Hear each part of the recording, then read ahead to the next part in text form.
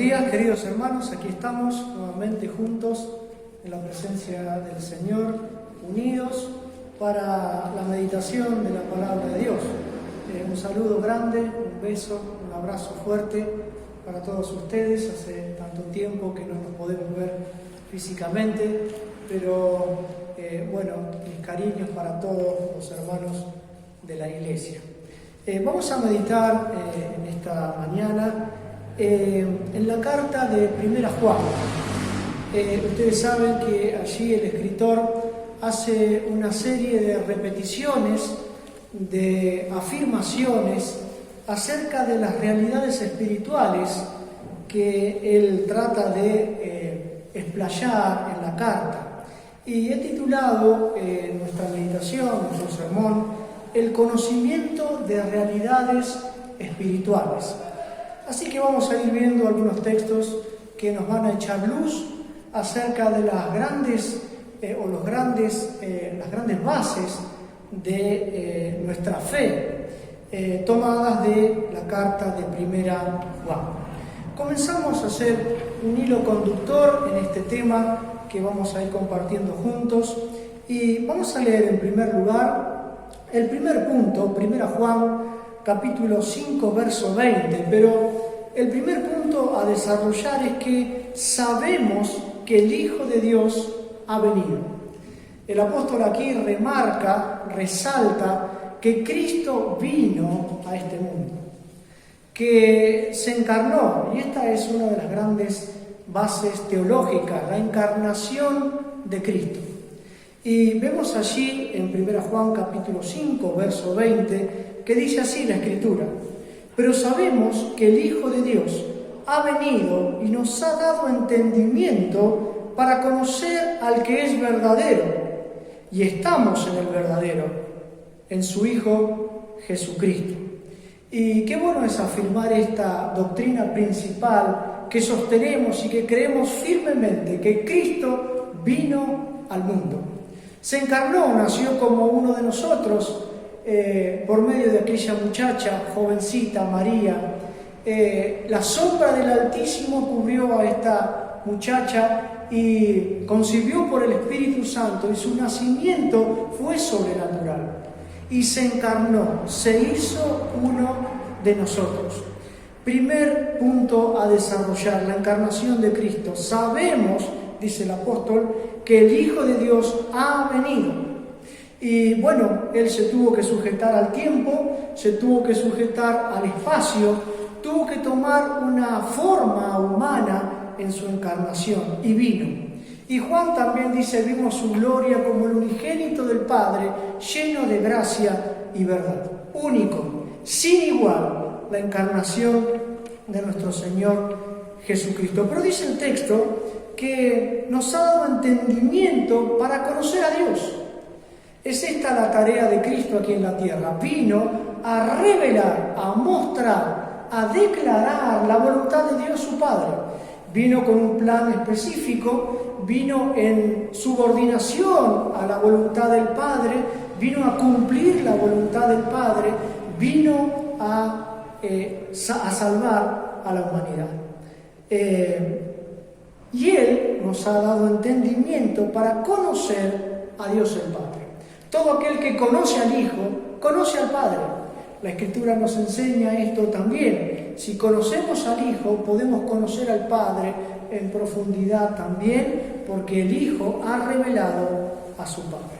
Y dice el texto aún más que estamos en el verdadero, en el real, en la realidad. Y esta realidad es su propio Hijo, Cristo Jesús. Y estamos en el verdadero, en su Hijo, Cristo Jesús. ¿Qué base fundamental en la que creemos acerca de esta encarnación de Cristo y que vino a la tierra? Sabemos, dice el apóstol, que el Hijo de Dios ha venido. Y esto es sumamente importante para reflexionar y recalcar. Pero el segundo punto que vamos a ver, y esta afirmación que el apóstol dice: sabemos que Él apareció para quitar nuestros pecados. Y esto lo encontramos en 1 Juan, capítulo 3, verso 5. Dice la Escritura, y sabéis que Él apareció para quitar nuestros pecados y no hay pecado en Él. Qué glorioso, queridos hermanos, saber que Él apareció para remover, para quitar, para tratar con el pecado de la humanidad. Todo lo que vemos en el Antiguo Testamento, los sacrificios, los machos cabríos, las ovejas, los palominos, todo lo que se realizaba para llegar hacia Dios y para tener el perdón de Dios, eran insuficientes. No alcanzaban para remover y quitar el pecado, sino que tenían el efecto de cubrir el pecado y poder estar en paz con Dios. Pero qué bueno es saber que en esta dispensación, en este tiempo, el Hijo de Dios, Cristo Jesús, vino para quitar el pecado del medio, para tratar con el pecado y removerlo y sacarlo y definitivamente poder tratar este problema fundamental del hombre con Dios. Ahora bien, vamos a Colosenses capítulo 2, verso 14, y hay un texto muy precioso allí que dice la Escritura, dice, anulando el acta de los decretos que había contra nosotros, que nos era contraria, quitándola del medio y clavándola en la cruz. Él quitó el pecado que nos condenaba y trató profundamente el pecado. Sabemos, dice el apóstol, que Él apareció para quitar nuestros pecados. Pero el texto dice que su humanidad fue sin pecado. Dice que no hay pecado en Él. Claro que sí. El que iba a tratar con el pecado era necesario que no fuese pecador. El justo, el único, Cristo Jesús, en su humanidad fue sin pecado. Dice la Escritura que no se halló engaño en su boca, que Él caminó en humanidad pero sin pecado, siendo Dios, siendo hombre, pero sin pecado. Tercer punto que vamos a reflexionar juntos, otra afirmación del apóstol Juan, sabemos que nosotros le hemos conocido. Primera Juan capítulo 2, verso 3, dice, y en esto sabemos que nosotros le conocemos si guardamos sus mandamientos. Miren, el conocimiento sin el cumplimiento de sus mandamientos es vacío. No podemos decir que conocemos a Dios y no cumplir sus mandamientos. Es como la fe. La fe sin obras es muerta. Aquí otro principio y otra base escritural. Sabemos que nosotros le hemos conocido si guardamos sus mandamientos.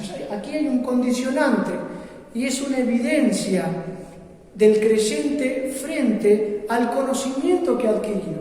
Si conocemos a Dios, debemos guardar sus mandamientos. Es la consecuencia natural de haber conocido a Cristo como Salvador.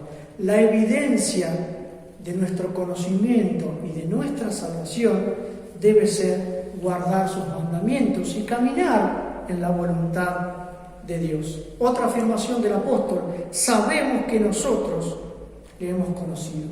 Pero el cuarto punto, dice otra afirmación el apóstol, sabemos que hemos pasado de muerte a vida. Qué glorioso cambio que hemos experimentado en Cristo Jesús. Primera Juan capítulo 3, verso 14, dice así, nosotros sabemos que hemos pasado de muerte a vida en que amamos a los hermanos, y el que no ama a su hermano permanece en muerte.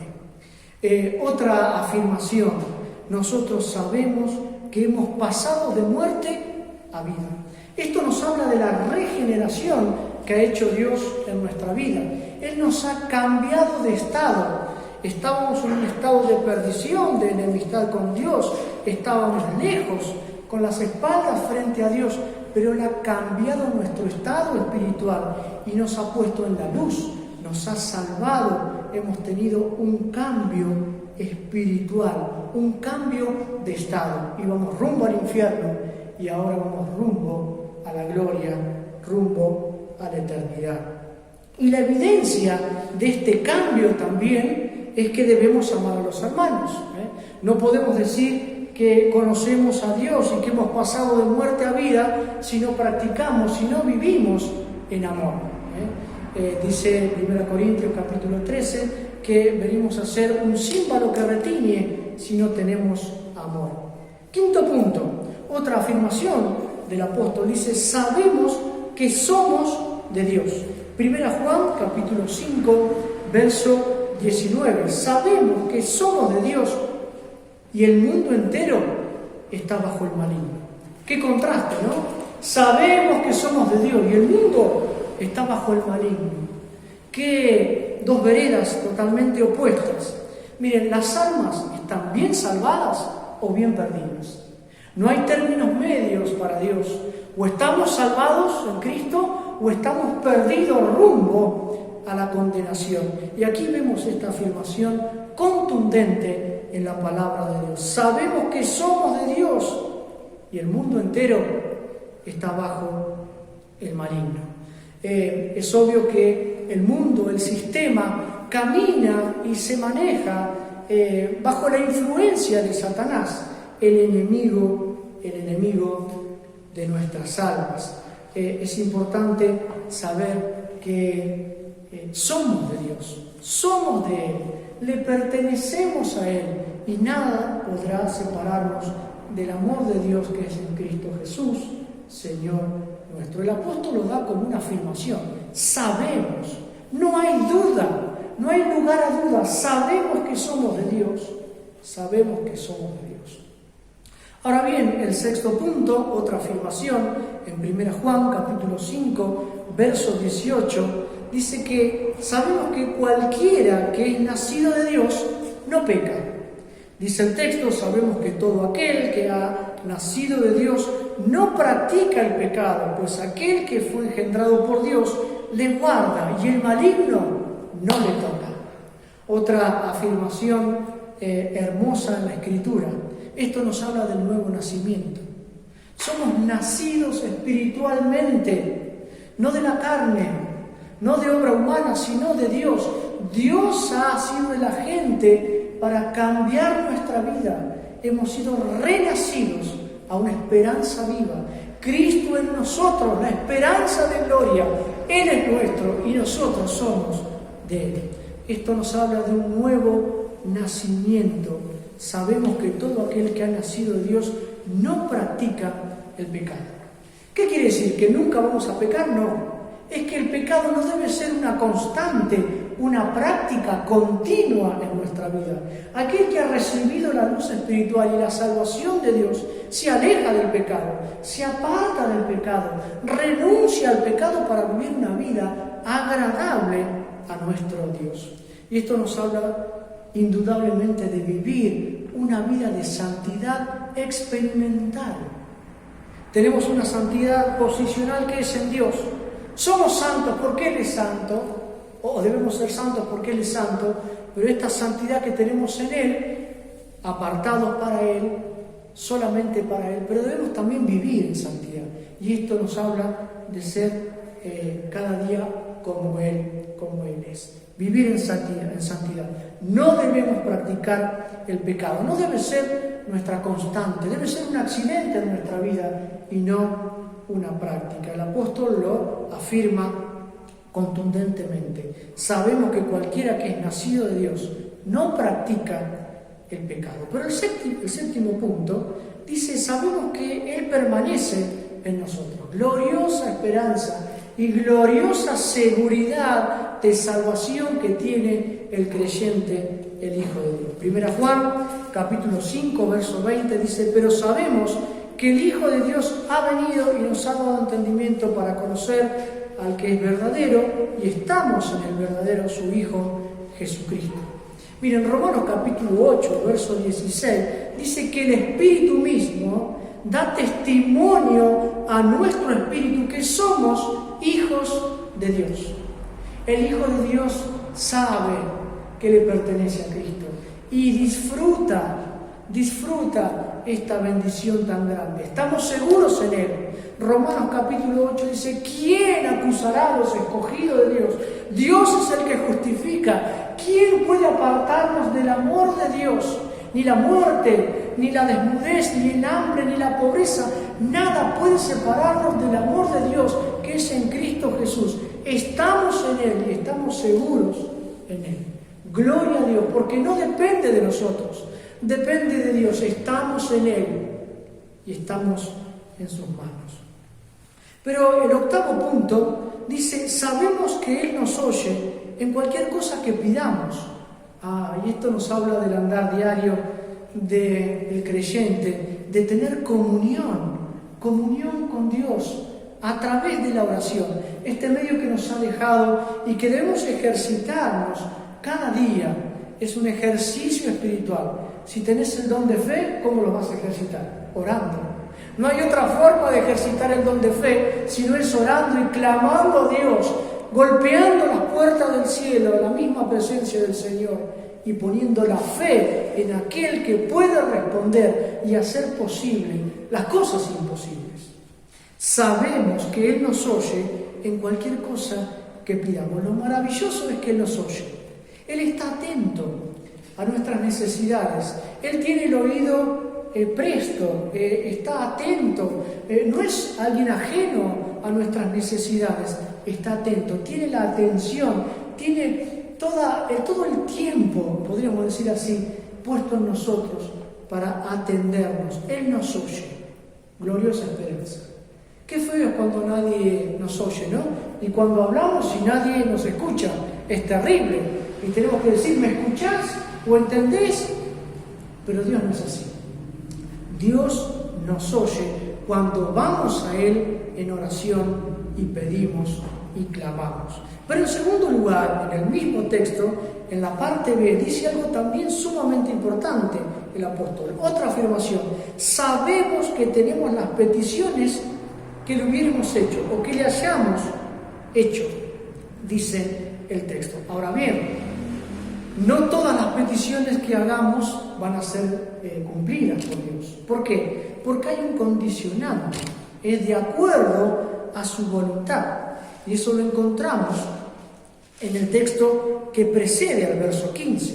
Dice, y esta es la confianza que tenemos en Él, que si pedimos alguna cosa conforme a su voluntad, Él nos oye. A veces no recibimos porque pedimos mal, porque pedimos para nuestros propios deleites. Pero Dios sabe y Dios conoce lo que necesitamos realmente y no nos va a dejar desamparados. Él nos oye y Él puede cumplir su voluntad en nosotros, respondiendo nuestras oraciones. Nuestros tiempos no son los de Dios. Nuestros requisitos o nuestros gustos no son los de Dios. Y obviamente Dios tiene sabiduría eterna, excelsa, suprema, y sabe cómo mover las piezas de nuestra vida. Y sabe cómo acomodar cada momento en el momento indicado, en el tiempo indicado. Él sabe de las necesidades que tenemos. No nos cansemos de orar. No nos cansemos de tener comunión con Dios con la oración. Punto número 10, y ya estamos culminando nuestra meditación.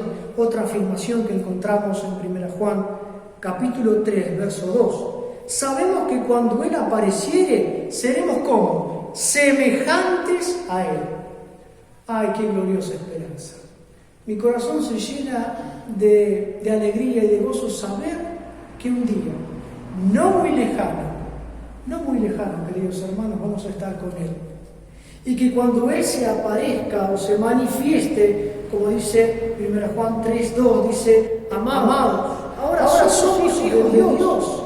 Y aún no se ha manifestado lo que hemos de hacer. Pero sabemos, nuestra afirmación, sabemos que cuando Él se manifieste, seremos semejantes a Él, porque le veremos tal como Él es. Miren, acá hay una verdad inconmovible que se va a cumplir. Vendrá a buscarnos. Vendrá a buscarnos como prometió. Como aquellos discípulos le vieron ir en aquel día y fue cubierto por las nubes. El Señor prometió volver. Prometió buscar a los suyos. Apocalipsis dice aquí, yo vengo pronto, y mi galardón conmigo para recompensar a cada uno según sea su obra. La carta de Tesalonicenses nos habla de cómo será aquel momento, cómo arrebatar a su iglesia y cómo estaremos con él. Pero hay algo sublime en el texto.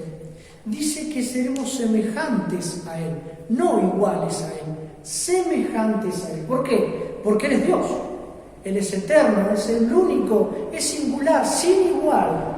Pero nosotros fuimos alcanzados por la salvación de Él y fuimos hechos partícipes de su naturaleza y seremos semejantes a Él. ¿En qué estado? En un estado sin pecado. El pecado quedará atrás. El azote que vivimos aquí en la tierra, que es el pecado, que es la carne, que es el mundo, quedará atrás. Y le veremos, dice el texto, tal como Él es, sin pecado, sin relación con el pecado, en un estado de glorificación, porque nuestros cuerpos mortales no van a poder entrar al cielo así, como lo tenemos hoy, sino que Dios va a hacer una transformación y vamos a ser glorificados. Los muertos en Cristo resucitarán primero y aquellos que vivimos recibiremos al Señor en las nubes. ¡Qué momento! ¡Qué alegría! ¡Qué momento especial que tiene el Hijo de Dios, la iglesia del Dios eterno! Y esto va a ocurrir. Y dice también la Escritura que con estas palabras debemos alentarnos. Maranata, Maranata, el Señor viene, el Señor regresa, viene a buscarnos. El mundo no es nuestro hogar. Somos peregrinos aquí. Como cantamos, en la ciudad de luz tendré tesoros, sí.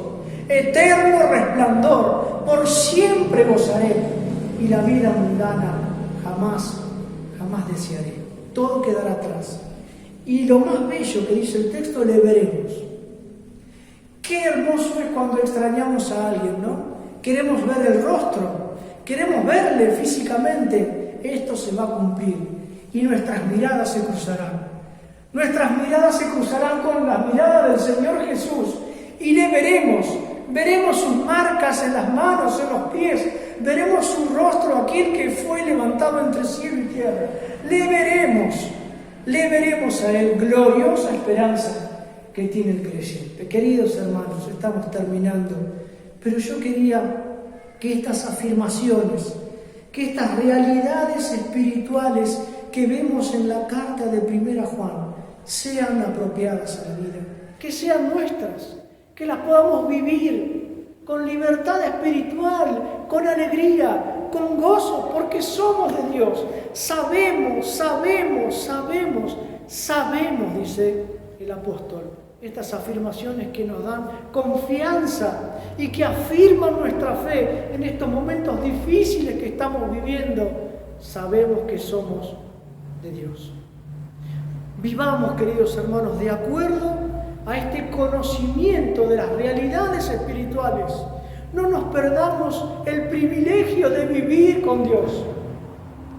Si somos de Él, ¿qué vamos a hacer aquí en este mundo? ¿Qué pasa? Como dice la Escritura, que el mundo pasa y sus deseos, pero el que hace la voluntad de Dios permanece para siempre. Hay una esperanza gloriosa, eterna, única, sin igual, para usted, para mí, aquellos que hemos creído en Cristo Jesús. Terminamos y rogamos al Señor que podamos vivir en consecuencia y en congruencia a las realidades espirituales, porque sabemos, porque tenemos este conocimiento que Dios nos ha dado. Queridos hermanos, terminamos esta meditación, que el Señor pueda añadir la bendición que cada uno necesita, la porción de bendición que cada uno necesita. Que el Señor les bendiga a toda la iglesia, a las familias y a nuestros corazones. Muchas gracias y que Dios